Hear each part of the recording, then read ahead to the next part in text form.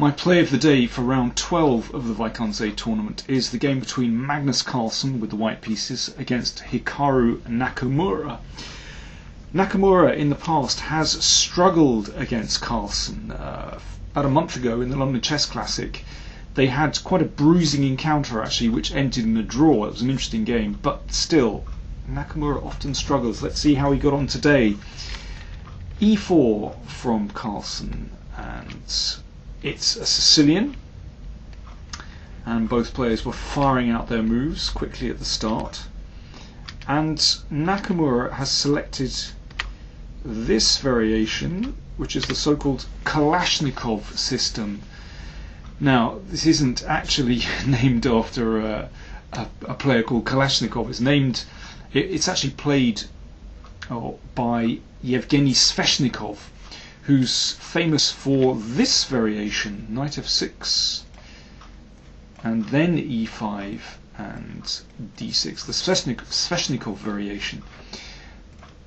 And well, he also experimented with this continuation as a slight refinement of his original system, and this was dubbed the Kalashnikov. It can be pretty aggressive. Probably the main move here is to play knight c3, and then we have this as the main line. Knight f6 will actually usually lead into the Sveshnikov variation actually, and this is not a bad system for black. It's certainly playable. Today Carlsen played g3. Well, that's a very solid move indeed. It's been played before. White develops the bishop to g2, quite unpretentious. You get castles, you bring your pieces out. It's a very solid move indeed. Personally, I think that black should be okay here. This is not the most dangerous system against the Kalashnikov. But I think Carlsen made a very good choice here, actually, because somehow Nakamura, he likes to provoke.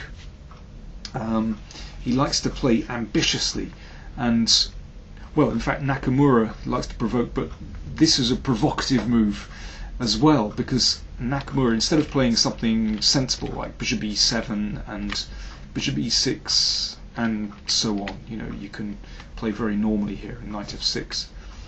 Instead, Nakamura went for h5.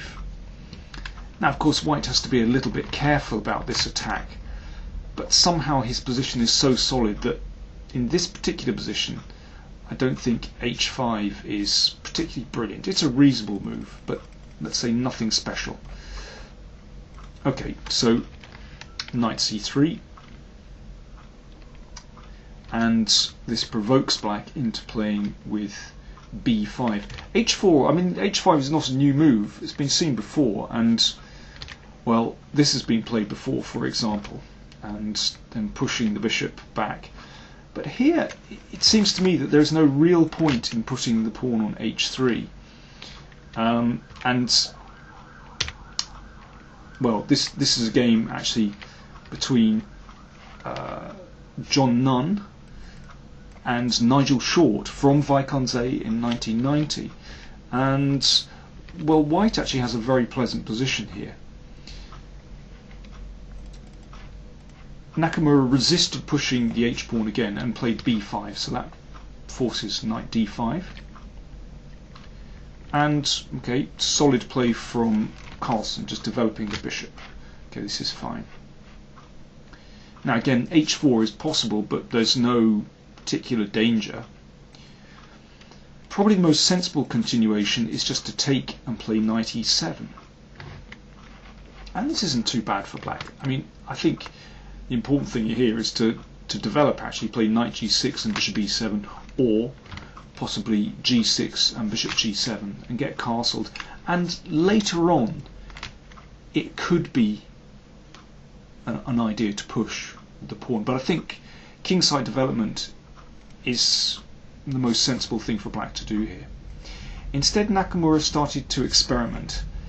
Bishop g4, okay, f3, and now bishop e6, and he played this quite quickly, but this doesn't look right to me. Now you can't, obviously you can't exchange with the knight because pawn takes will fork bishop and knight. So if black wants to get rid of the knight here, he's committed to giving up the light squared bishop, and that can be very dangerous indeed because, well, a lot of the light squares in black's camp are weak. So I don't like bishop e6. I mean, bishop d7 is possible, and then you can come back to knight d5, but okay, I think this should have just been exchanged straight away. c3, okay, this is very typical strategy for this position. You want to play knight c2 and then a4 to attack the queenside pawns. And already this is quite comfortable for white. Okay, h4, again, I don't really see the point of this. Okay, Nakamura exchanged and put the knight on a5. Now this is not a great position for the knight. It feels to me as though Nakamura is improvising. Now, he can often get away with this against weak players, but against Carlsen, he just wasn't impressed. I think we're seeing the strengths and weaknesses of Nakamura's character. You know, he's a very ambitious player, and that can really pay dividends against weaker players when he plays in a slightly unorthodox, ambitious way. But against Carlsen, well, he brushed Nakamura aside today. f4. And this next move was too provocative. This got pushed away. Probably it's better to keep developing. Perhaps exchanging here, and you know, maybe queen d7, or maybe taking here and knight g6. I mean, I think, you know, for me white is better because there's always this nice plan of coming in here at some point and breaking open with a4. But still, I think this is a better way to play.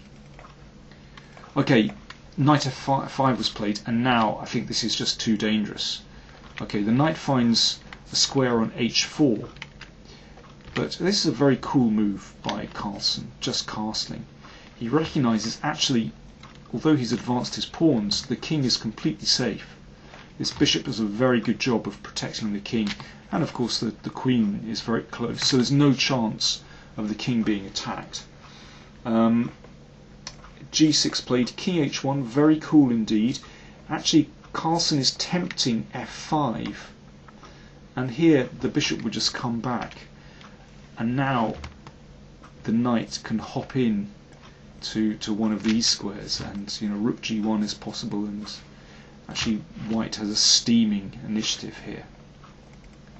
Okay, bishop g7 played, now f5. Well, just imagine what would happen if black castles here. I mean, there are many good moves here. g5 is possible.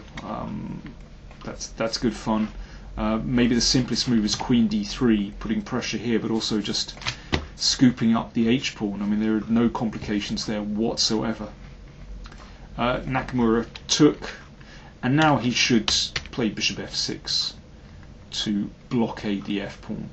But this is still very, very powerful, very strong position for white.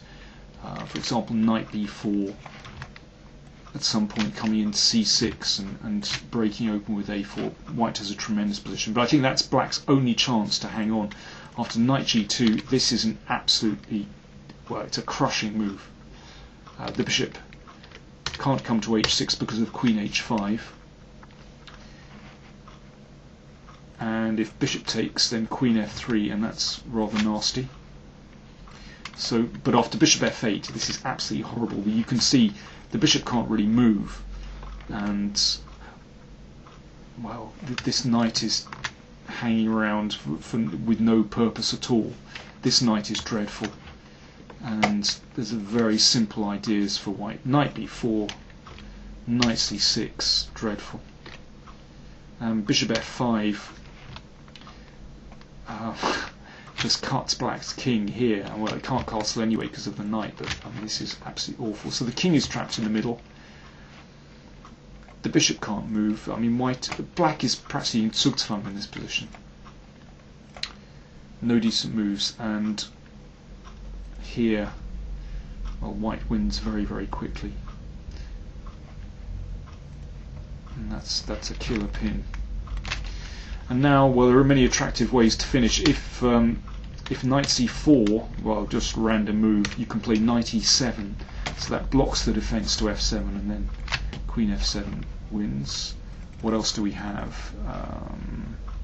If instead of knight e7, knight c4, rook g6, well, this can be taken, and that's the end of that. So, I mean, it's terribly easy by this point.